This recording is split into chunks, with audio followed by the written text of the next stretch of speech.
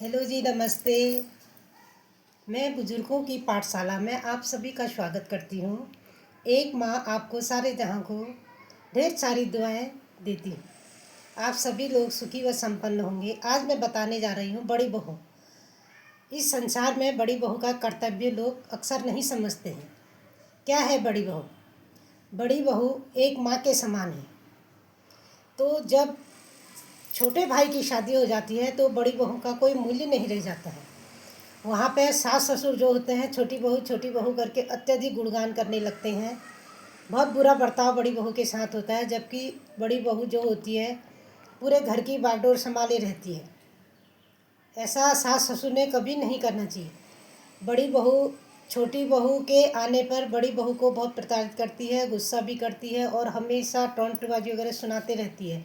छोटी की तू क्या दहेज में लाई, देख छोटू बहू के आने में इतना दहेज आया है, सर्विस वाली है, तू सारे घर का काम कर, ये कर वो कर करके बहुत गुस्सा हो जाती है। तो बड़ी बहू सोचती है कि मैंने इतनी सेवा करी, देवर को भाई के रूप में देखा, ननद को बहन के रूप में देखा, सास ससुर को माँ के रूप में देखा, आज मुझे इस रूप में क्या मिला है। घर वाले मुझे इतना सुना रहे। एक दिन बहुत उदास मन से अपने मायके चले जाती है।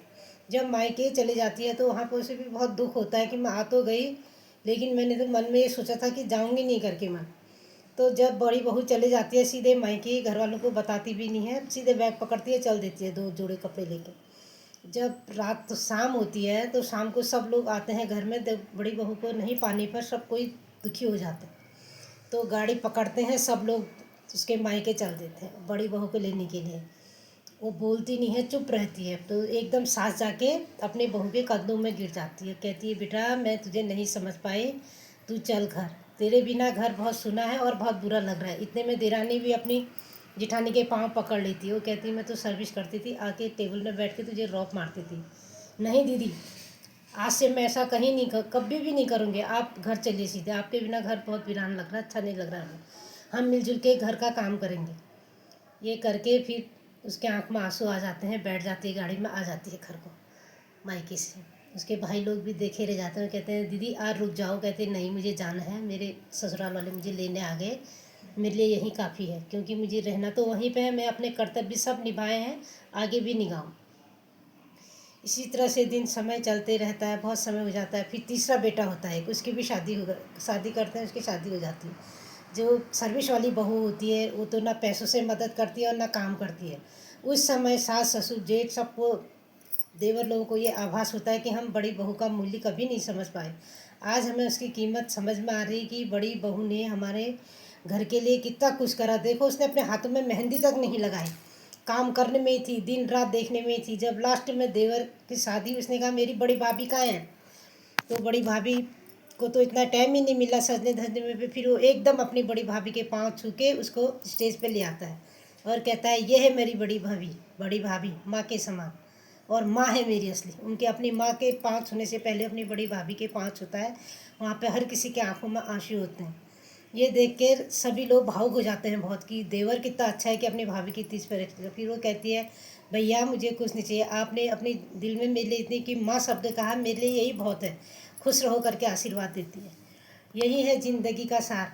बड़ी बहू को बिल्कुल महत्व नहीं दिया जाता है, न हिस्से बाँट में, न किसी भी चीज़ में। उसका मूल्यांकन करना वैसे मुश्किल है, अक्सर बहुएं तो नहीं करती हैं, जो करती हैं कम से कम उनका तो रिस्पेक्ट करो।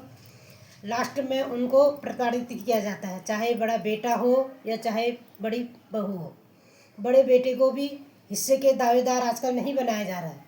उसको भी घर से, उसकी तो जब तक वो कमाता धमाता है तब तक तो सही है, सब उससे पैसा ले रहे वो ले रहे, लास्ट में उसको बेदखल कर देते हैं और कोई वो नहीं करते हैं। समाज का भी वही रुतबा है कि अच्छा नहीं कर रखा बड़े वाले बेटे ने, ऐसा करो ऐसा करके हर कोई सुनाते रहता है।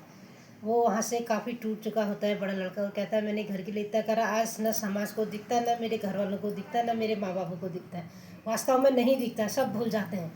बड़े बेटा भी अपने कर्तव्य को ढंग से निभाते हैं, अक्सर लोग छोटे बेटे भी निभाते हैं। मेरा ये कहने का तात्पर्य है कि कभी भी किसी पर इतनी जिम्मेदारियां नहीं सौंपो। हर किसी को जो घर का काम है उसको सब लोग मिलजुल करके करो, यही बहुत अच्छा उद्देश्य है घर का। हमें अपने कामों को, अपने काम स्वयं करने चाहिए, ये नहीं कि दूसरों पे थोपें, वो भी नहीं करना चाहिए। अब आगे को मैं समाप्त करने जा रही हूँ। बहुत बहुत धन्यवाद। फिर मिलते हैं नए एपिसोड में आप लोगों का बहुत बहुत शुक्रिया। थैंक